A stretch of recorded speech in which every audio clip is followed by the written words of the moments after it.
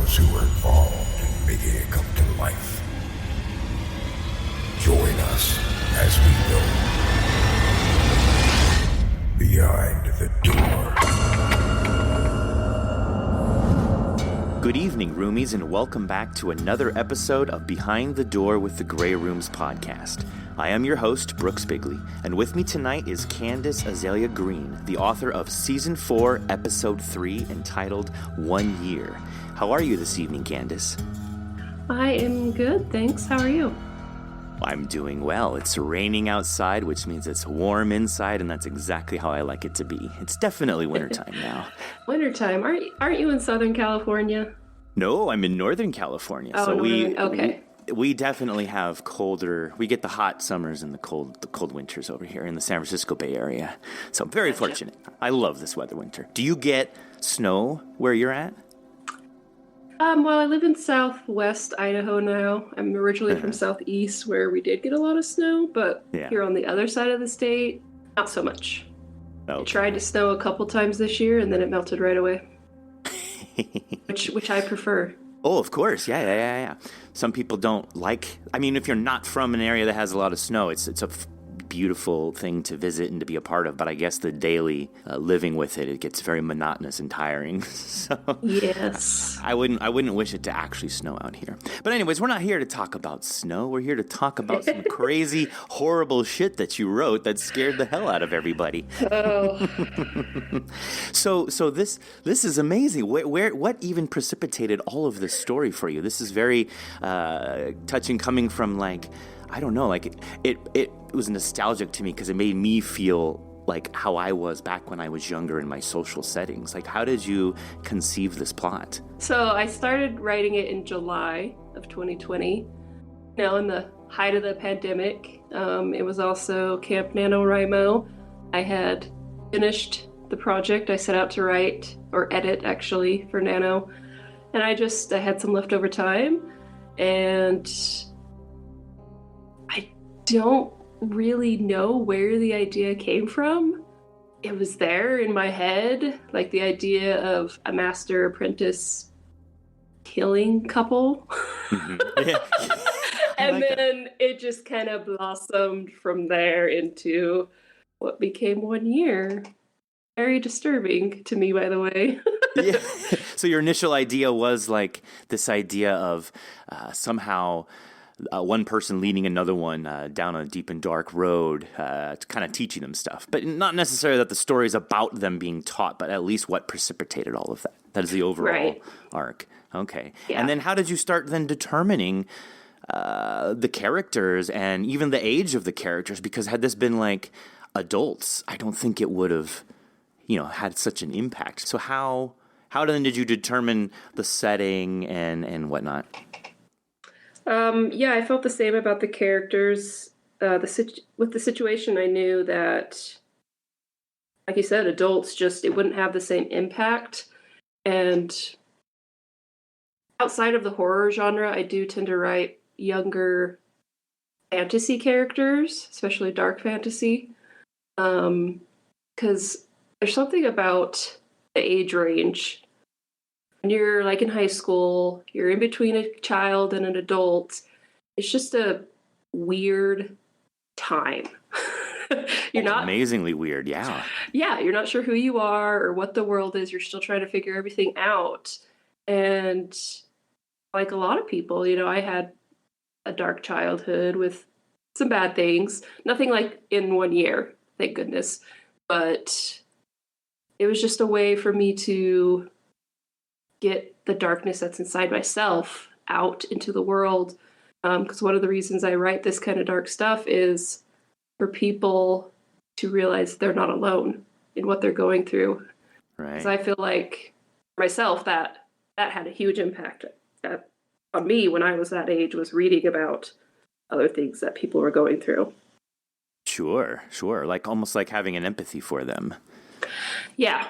When it's important too that, as you were saying, when you say you, the general version of a you person that you're describing that had a hard time growing up. We all have come from that point of becoming a teenager and suddenly like the joys and endless happiness of life kind of starts to fade as you become a teenager, when you really start to see how the world works, and the world kind of starts to get darker and beat you down, and you're trying to figure out who you are. But then every other person around you is also trying to figure out who they are, and they're going through the same shit as you, but you're not always necessarily commiserating, because that's your own private hell you're going through. And then it might manifest that you are become a bully and you hurt people.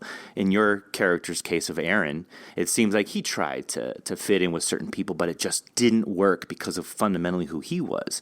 Until then, the band, was it Roger and his band of ragtags comes along and almost offers this like non-judgmental community that Aaron could join, which of course we're all going to want to seek out, when we're teenagers.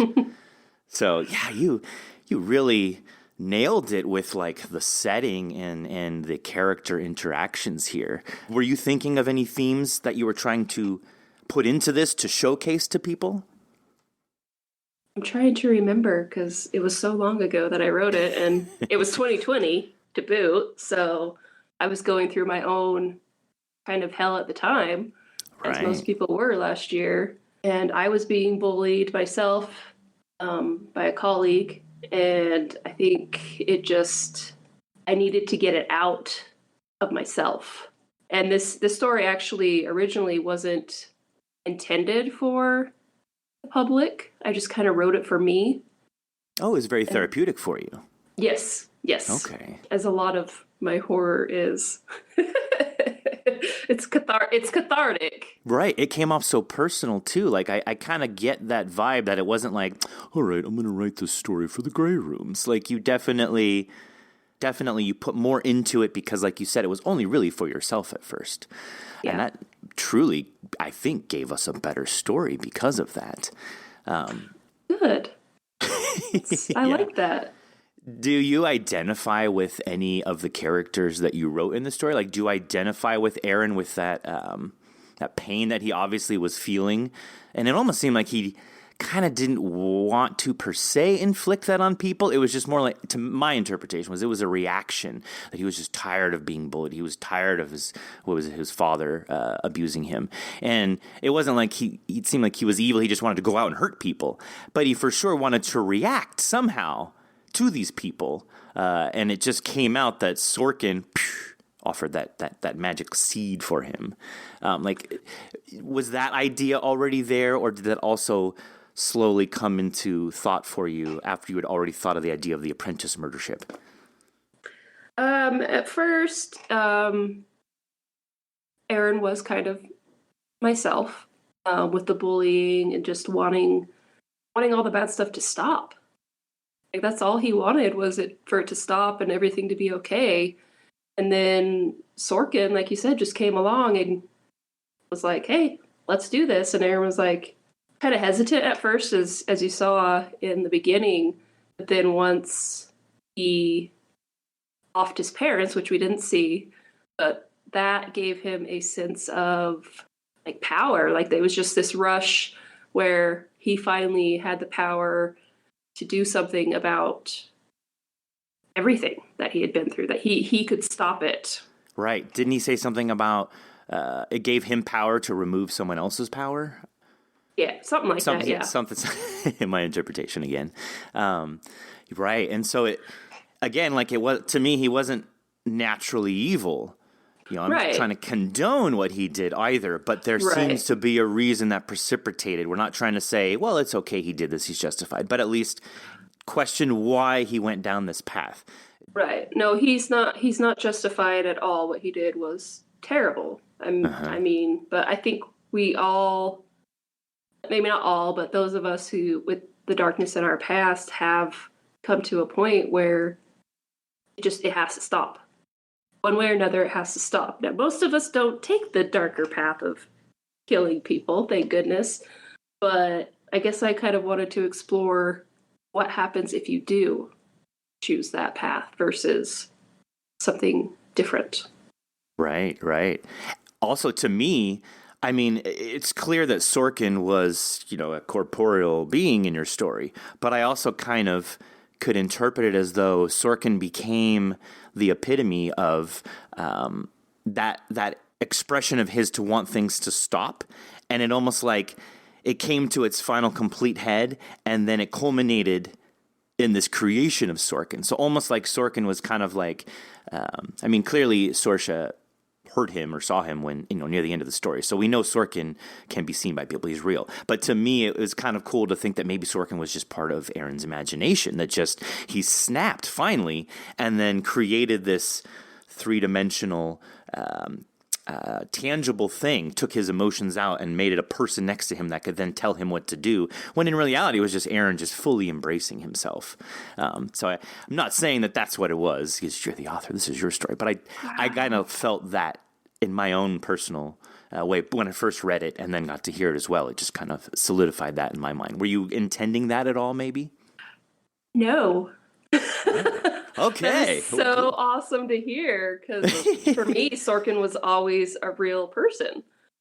I never even thought of what you just explained. So that's very cool to hear that you got your own ideas from it. That's And the only reason I even thought that too, I wanted to question that one scene where Aaron goes onto the balcony to knock on her door to talk to Sorsha. And just mysteriously Sorkin is there. And we don't know whether Sorkin and him went together. I mean, clearly that must have been what happened. And then he just stayed outside and then came in at the appropriate time when Aaron finally flipped and put the knife to Sorsha. But then that also for me was like, no, but wait, but see, that could be evidence of what I'm thinking here, that like he just was there alone and then Sorkin came out, because yet again, here he is, he's about to snap again and he's putting the knife to her, and then boom, there's Sorkin again. It was a little clever way that you wrote that could kind of put, an additional spin to it if someone wanted there to be that. Yeah, that was pretty cool. nice. Yeah, I should say I totally did that on purpose, right? Absolutely. Good job. Good job, Candace. We knew it all along. So what was Sorsha to Aaron? Because it didn't seem like he loved her the proper way, but he definitely needed her attention, because he kept saying when he was narrating how she did make him feel, she didn't remove his pain, but she almost like her being with him made him feel like he could tolerate the pain of his life. But then she would clearly be dating Roger or being out with other people, but then when it was just her and Aaron, then she would shower her love on him. So ultimately, what were you trying to portray there between their relationship? She was like the one good thing in Aaron's life. Everyone else in his life treated him terribly, but she showed him that there are good things in this world, and he wanted to love her, but I don't think he knew how to do it properly. Because he hadn't been loved properly. Yeah, exactly. So he couldn't give her what she needed. She tried to give him what he needed, but being from her own, dark past, she didn't understand it either. Which I think at that age, we think we know everything, right? But of course, we honestly don't know much. Even now at 37, I'm like, I don't know anything. We're infinitely learning. Yeah. We're always growing and learning. You can never know all the things. You can never just stop and go, well, I've learned enough. No. You can always learn more. Absolutely. Yeah, and she was like this, in life, not everything is bad all the time, right? So he needed one ray of hope, one ray of light in his life, and that's what she was for him. Uh-huh. And how I said earlier, I grew up feeling, internal struggle and resentment towards things, but every other person around me was probably feeling very similar, so we're all becoming teenagers and like, whoa, what the fuck's going on? Ah! And life becomes super crazy. And so we're all trying to find ourselves, but we're all thinking that everyone else has got it and that we're just the ones that don't. And so going back to that, like you said, between Sorsha and Aaron, it was like Aaron didn't know how to love her, but there was the feeling of love there. He just didn't know how. He was abused by his father. He had no clue. He wasn't taught proper love, but he was trying. And then she clearly also in the same predicament. She doesn't know how to love. She's bouncing between Roger and him, but she's trying. She thinks she knows what he needs, and so again, it's just you really captured that essence of just that crazy transition from, Care Bears and rainbows and drawing happy pictures all the time, and then just bam, nah, you're a pre-adult now, and this is real life, and get with the program now.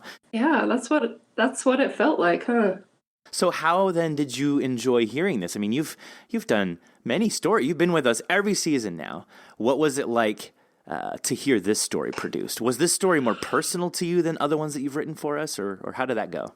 Okay, don't hate me, but I haven't listened to it yet. Now, are we allowed to tell the listeners about this? Well, that's the end of this show. Yeah, I know, right? It's okay if you haven't. If it's okay, your homework assignment now is to immediately go out and listen to the episode.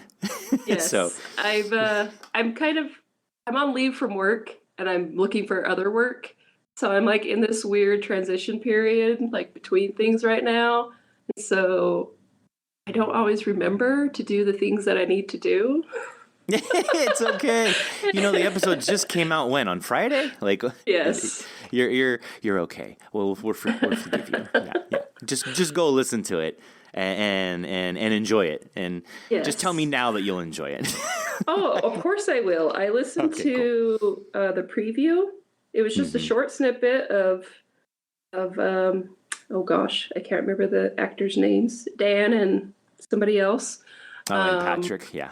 Yes, Patrick and Patrick Mealy. Oh my gosh, it was amazing. Like their voices, like at the time Saoirse was the only one that I had a clear idea of what she actually looked like in my head. Like she was a redhead, she had very pale skin.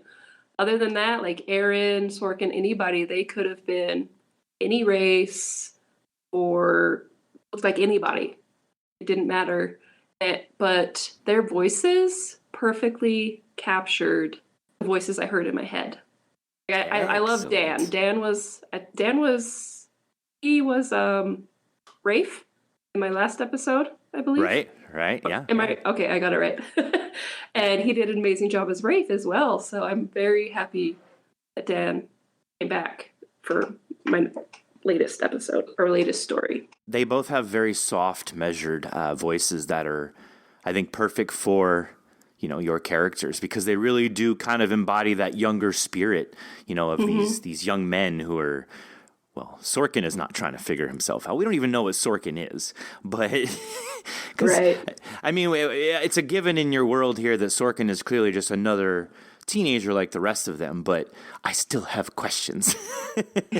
So do just I. Because, right. And they're not questions I can ask you, because this is part of the beauty of when stories are written, that you don't have to define every single thing, and you can leave some. It's not even like you're leaving things open. It's just, it is what you want to think. It's not important where Sorkin came from, because that's not the focal point of the story. So right, and I think learning about him would destroy that. Right. Like if you knew his story, if you knew where he came from, if you knew him like you knew Aaron, the mystery would be gone.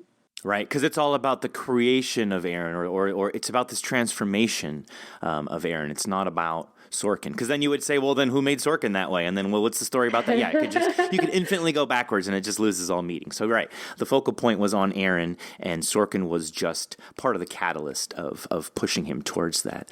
If I can ask, though, in your author's head, for the end with the boy that Aaron goes to confront, a year later now, we're at the very end of the story.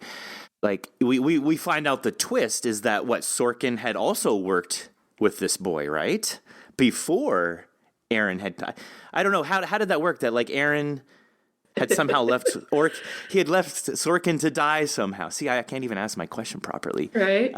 Well, the original story, because, like, I didn't write it for the Grey Rooms originally, so Aaron didn't die.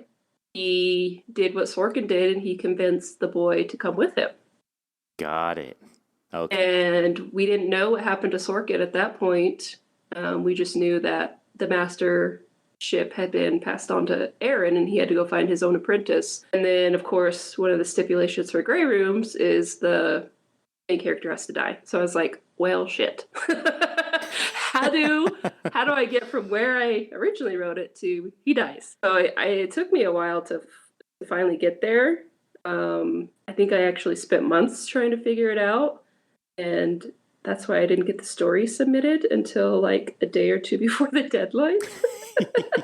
Just gotta make it just right, of course. Right. And then I just started playing with it and realized, that Aaron made a mistake, and he killed Sorkin before the year was up. He just kind of went crazy with the power, and then I figured out for him to die, he made an even bigger lapse in judgment and took an innocent life. And yeah, I don't know if this disillusions anyone, but Sorkin is dead. His ghost appeared to the boy. Well, as well as Sorsha's, right? Oh, sorry, you're talking about the boy that Aaron confronts.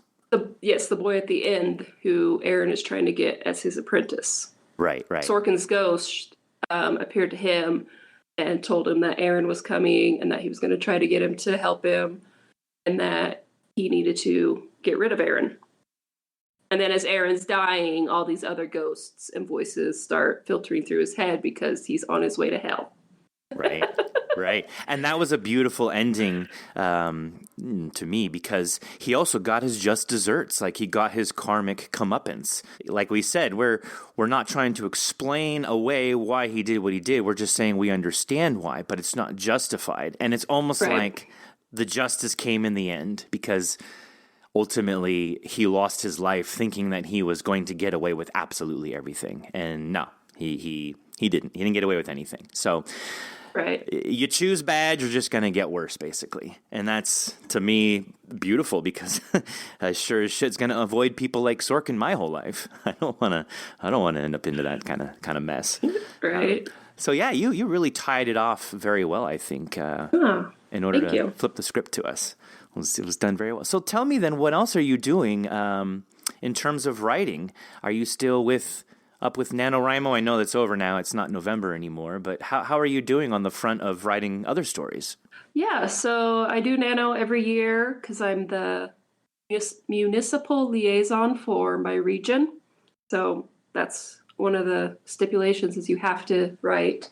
So this year I worked on what will be book 2 in a series I'm about to start publishing. I started working on it either 2017 or 2018, and I just couldn't figure out this character. She's a necromancer that has to figure out how to control her ability before it kills her. And I couldn't figure it out. And then finally, at the start of November, I was like, okay, I'm just going to write. We're just going to do it, and we're going to keep doing it, and we're going to figure it out. And then I did. And I finally finished it. How long is it? It's 67,000 words. Wowzers. I think. Nice. Yeah. And did you write it from just beginning moving forward to get to the end, or had you come up with all of your arcs and your beats first and then broken it down to write each section? How did you do that? Oh, no, I'm a total pantser. Okay, cool. Yeah. So just right from the beginning to the get-go. Yeah, I discover the story, the characters, everything as I go. I might start with like a general idea of like a name or like a place or something. Other than that, I just figure it out as I go. Okay. So you just finished that story, though, you said in November or just recently, more recently? Yeah, November 30th, I finished the story, I think the 4th week of November, and then I still had like 5,000 words to go to reach 50,000. So I ended up writing a prologue, an epilogue, and then an epilogue to book 1, which is going to be coming out soon, hopefully. Wow. You're a busy beaver. Yeah, I just got edits back, so I need to go through the edits, and then I got the cover already, so hopefully by Christmas it'll be out. That's amazing. Absolutely awesome. Very cool. I don't remember now. Would this be your first book that you'd be releasing, or you've had some out already? I did publish a short back in 2018, but this will be the first novel. Okay, that's what I thought. I thought that you had something smaller out, but not like a full. I thought it was like a novella or something that you had out prior. Yeah.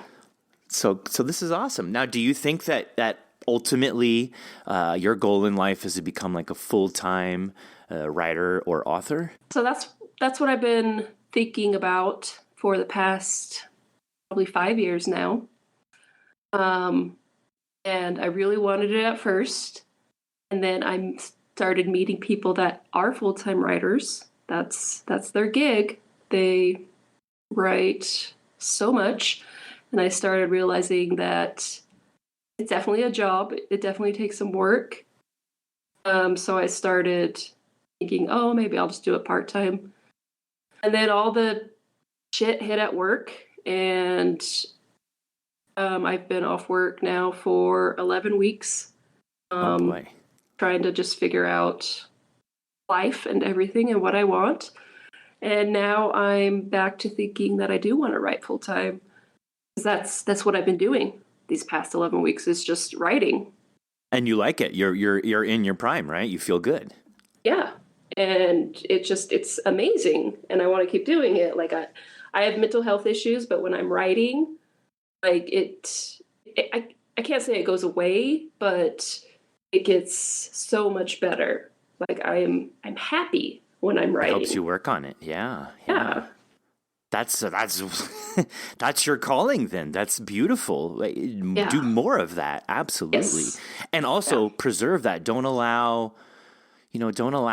any kind of hardship through work or something to sully that, because if writing is your respite, if writing is where you go to find that happiness, and it truly is where you live, in pure happiness, protect that and preserve that. Don't let the sadness of something else, I think, be like, well, then I'm not going to write tonight. Maybe tomorrow. I mean, I know it's really hard to deal with that. And it's easy for me to tell someone else that, but it's really, truly important that you think of it as this to preserve that. This is always going to be this beautiful place for you to go to retreat to. So don't let that get sullied by anything around you. Exactly. You're an amazing writer. You've got this. You can totally do this. Yeah, that's what I've realized these past 2 years. Because, I mean, the pandemic aside, like, it's been a shitty 2 years. Mm-hmm, like, I've lost family to COVID. Things are going to get dark here, but I was at the point where I was contemplating suicide because of work. And I mean, that's a terrible place to be. Yeah. And, like, I'm getting help. Like, I'm in counseling and all that now. And I can see that I was terrible. I never should have been in that place. I never should have allowed it. And so now, I mean, with help, I'm getting better, and I can see what I want. And I just got to figure out how to get there. Right. Visualize, the destination you want to get to. It's good that you're seeing and feeling that and absorbing that all, that you're aware of it, and you're taking those steps. That's always, they say, that's the first step, really. A lot of people are just confused and don't know where to go, and are frustrated and stuck, and they have no one to reach out to. But it sounds like you are definitely finding that path for you. So I'm proud of you. This is great. Thank you. Yeah, that's where I was. I was confused and stuck. Like, of course I knew there were therapists and antidepressants and all that, but I was like, no. I'm strong. I can do this on my own. Yeah. And it's not an issue of strength versus weakness. It's how much can you take before you break. Right. And what tools are you equipped with? Like, do you have the proper, because you could even know how to deal with it, but if you don't have the tools, then it doesn't matter. Well, I didn't know how to deal with it, but it goes the other way. You could have the tools and not know how to deal with it. I mean, it could be just as bad. Absolutely. Yeah. So, unfortunately, I think that's a part of being human, is things have to reach a tipping point before you realize how to change. Exactly. And so funny how almost synchronistically, I feel like that is kind of a theme in your story, of getting to that tipping point where you need to make some decisions on which way to go, how to change, what to do. And unfortunately, Aaron chose the wrong direction. Because that's where I was at. Right. So see, I can totally see how this was cathartic for you. Yeah. And this is why the story is so excellent, because it was so personally, so personal to you in how you translated it to paper and then shared it with us. Top-notch work. Thank you. Well, as we draw to a close here, I wanted to ask if you have any websites or social media handles or anything that you want to share with anyone, in case that like you were on social media, sharing your writings or anything like that. Is there any websites that we can direct people to? I use Instagram mostly, being a mentally aware person. I know that Facebook is not only a time suck, but it's also a mind suck. I do have an author page there. It is Candace Azalea Greene, but I don't use it as much as Instagram, which is Candace Azalea. Mostly I share usually a lot of nano or word count updates, news about like the latest episode that just came out, or just personal pictures. That's mostly what I use it for. Would you do? Is it public? Do you share that with people, or is it just private for yourself? It is public, yes. Excellent. All right. Well, it was great of you for joining us tonight. I appreciate you taking the time to sit and chat, and I thank you for sharing your world with us here in the Grey Rooms. Yeah, of course. I think I say this every time, but I love being a part of this community. Like from the first story. Like that memory is ingrained in my mind forever. We fondly think of that story too. Well, it's such a long title. Was it? I didn't have arachnophobia exactly. Was that what it was called? Yeah. Yeah. It was a mouthful of words to put in the artwork. I remember that. Yeah. But yeah, no, we fondly. You will always be part of the very beginning history of the Grey Rooms. Like some people might look back on like the No Sleep podcast and fondly remember certain authors from the early days that are still around today. And I guarantee you're one of those, because you have been steadily giving us beautiful content to work with since even before season 1. We had your preseason story. So yeah. You are awesome. We love having you be part of this community as well. Well, thanks. You're awesome too, Brooks. Well, thank you. I try, I guess. I don't know. That's very modest of me to say. You don't even have to try. I think it comes naturally to you. You're too kind. Thank you so much. I don't usually get this on my show, so I'm turning red. I don't know what to say. Aw. And as usual, though, the biggest thank you goes out to our fans and our followers who listen and spread the good word of Bob. # Stay Gray. Take care and enjoy your evening, Candace. Thanks, Brooks. And good night, folks. Bye.